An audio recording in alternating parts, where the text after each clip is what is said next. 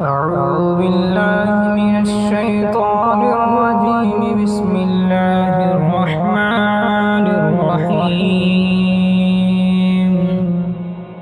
يسبح لله ما في السماوات وما في الأرض، الملك القدوس العزيز الحكيم. هو الذي بعث في الأميين رسولا منهم يتلو عليهم آياته ويزكيهم ويعلمهم الكتاب والحكمة وإن كانوا من قبل لفي ضلال مبين. وآخرين منهم لما يلحقوا بهم وهو العزيز الحكيم.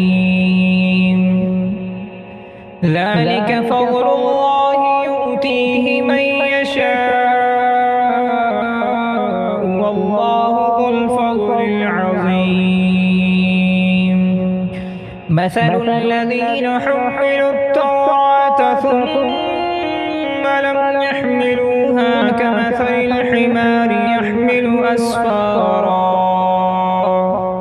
بئس مثل القوم الذين كذبوا بآيات الله والله لا يهدي القوم الظالمين.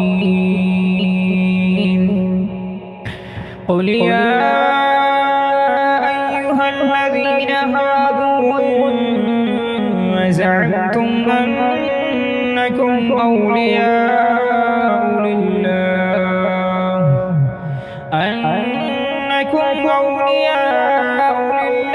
من دون الناس فتمنوا الموت إن كنتم صادقين ولا يتمنونه أبدا بما قدمت أيديهم والله عليم بالظالمين. قل إن الموت الذي تفرون منه فإنه ملاقيكم ثم تردون إلى عالم الغيب والشهادة فينبئكم بما كنتم تعملون. يا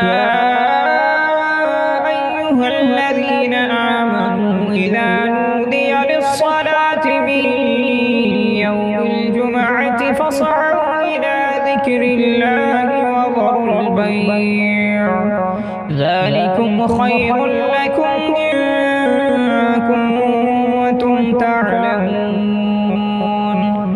فإذا قضيت الصلاة فانتشروا في الأرض وابتغوا من فضل الله واذكروا الله كثيرا لعلكم تفلحون.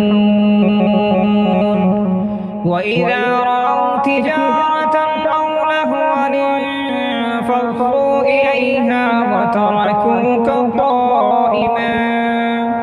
قل ما عند الله خير من اللهو ومن التجارة والله خير الرازقين. صدق الله